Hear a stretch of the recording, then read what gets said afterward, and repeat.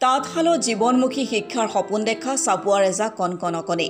চাবুৱাৰ ডঙৰচৌক প্ৰাথমিক বিদ্যালয়ৰ ছাত্ৰ ছাত্ৰীসকলে প্ৰস্তুত কৰি উলিয়ালে শতাধিক গামোচা ৰুমাল।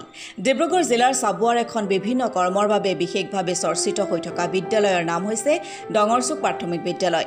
বিদ্যালয়খনৰ ছাত্ৰ ছাত্ৰীসকলে এইবাৰ তাঁতৰ শালত শিকিছে বোৱা কটাৰ কাম, তাঁত বোৱাৰ কাম, যাৰ বাবে এতিয়া প্ৰাথমিক বিদ্যালয়খনৰ ছাত্ৰ ছাত্ৰীসকলে কেইবাখনো হাতে বোৱা গামোচা আৰু ৰুমাল প্ৰস্তুত কৰি অঞ্চলটোত চমক সৃষ্টি কৰিছে।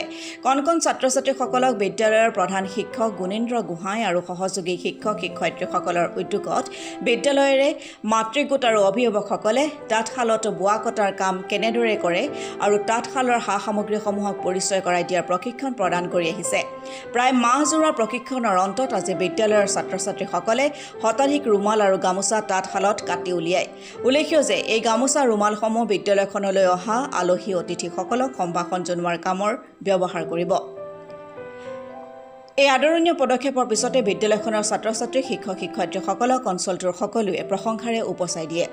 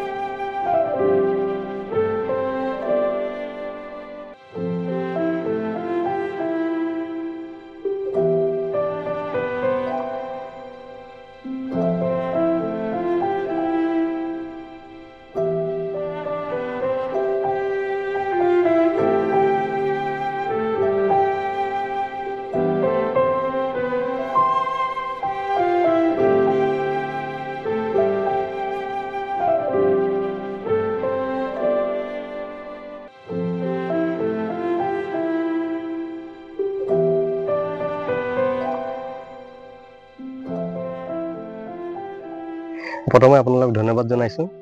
আমি আচলতে ডঙৰচৌক প্ৰাথমিক বিদ্যালয়ৰ এখন অতি পিছপৰা অঞ্চল। আমি চিন্তা কৰিছোঁ যে এই অঞ্চলৰ ছাত্ৰ ছাত্ৰীসকলক বা এই অঞ্চলৰ আমাৰ যিসকল সমাজ আমাৰ কমিউনিটি ব্যক্তিসকল আছে, তেখেতসকলৰ যোগেদি আমাৰ ছাত্ৰ ছাত্ৰীসকলক সৰ্বাংগীন দিশত কেনেকৈ ধৰণৰ বিকাশত আমি আগুৱাই নিব পাৰোঁ, তাৰেই আজি এটা সৰু আমি ক্ষুদ্ৰ প্ৰয়াস কৰিছিলোঁ। বৃত্তিমূলক আৰু ব্যৱহাৰিক শিক্ষাই আমি এই বয়ন শিল্পৰ ওপৰত গুৰুত্ব দিছিলোঁ। পূৰ্বতে আমি বিভিন্ন কাৰ্য কৰি আছিলোঁ। এইবাৰ ছাত্ৰ ছাত্ৰীসকলক আমাৰ থলুৱাভাৱে উৎপাদিত বা থলুৱাভাৱে আমাৰ কুটীৰ শিল্প যি তাঁত বয়ন শিল্প, ইয়াৰ যোগেদি যাতে আমাৰ ছাত্ৰ ছাত্ৰী প্ৰাথমিক বিদ্যালয়ৰ ছাত্ৰ ছাত্ৰীসকলক এই প্ৰাথমিক জ্ঞানটো যাতে দি যাব পাৰোঁ, তাৰে আমি এটা উদ্দেশ্য লক্ষ্যৰে আগবাঢ়িছিলোঁ। আৰু ইয়াৰ যোগেদি তেখেতসকলে আমাৰ থলুৱাভাৱে যি মটক জনগোষ্ঠী আমাৰ গামোচা আৰু ৰুমাল আদিকে তেখেতসকলক কেনেদৰেনো তাঁতশালৰ লগত জড়িত কাম কাজবোৰ কৰে, সেইখিনি আমি প্ৰাথমিক জ্ঞান ইয়াতে দিবলৈ বিচাৰিছিলোঁ।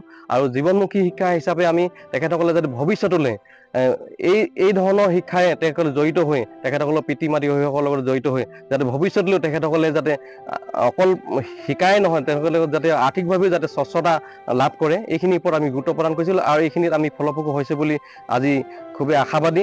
আৰু এইখিনি ক্ষেত্ৰত সহায় কৰিছে আমাৰ মাতৃগোট, বিদ্যালয় পৰিচালনা সমিতি, আমাৰ অংগনবাদী কৰ্মী, বিশেষকৈ নাম ল'ব লাগিব। আৰু আমাৰ মোৰ যিসকল সহকৰ্মী আছে, সহশিক্ষয়িত্ৰী আছে, তেখেতসকলৰ যোগেদি আজি এই কাৰ্যটি কৰা হৈছিল। আৰু ছাত্ৰ ছাত্ৰীসকলক ধন্যবাদ জনাইছোঁ। ছাত্ৰ ছাত্ৰীসকলে ইয়াত এই কাৰ্যত জড়িত হৈ খুব আনন্দ লৈছে আৰু তেখেতসকলৰ এটা ভেটি সুদৃঢ় হৈছে বুলি আমাৰ দৃঢ় বিশ্বাস। ধন্যবাদ। আজি মই উদ্বোধক হিচাপে থাকি ছাত্ৰ ছাত্ৰীসকলৰ সৰ্বাংগীন দিশত বা উন্নতিৰ দিশত যেনেধৰণৰ তেওঁলোকে পৰিকল্পনা কৰিছে, এইটো এটা খুব সুন্দৰ পদক্ষেপ। আৰু এনেধৰণে যদি ভৱিষ্যতেও বিভিন্ন ধৰণৰ যদি ব্যৱস্থা গ্ৰহণ কৰে, শিক্ষাৰ বাহিৰেও খেলা ধূলাৰ জগততে হওক বা বেতৰ পৰা যেনেধৰণৰ বিভিন্ন ধৰণৰ দ্ৰব্য সামগ্ৰী প্ৰস্তুত কৰিব পাৰি, তেনেকুৱা ধৰণৰ যদি প্ৰশিক্ষণ দিয়ে, তেতিয়াহ'লে ভৱিষ্যতে ছাত্ৰ ছাত্ৰীসকলৰ উন্নতি হ'ব।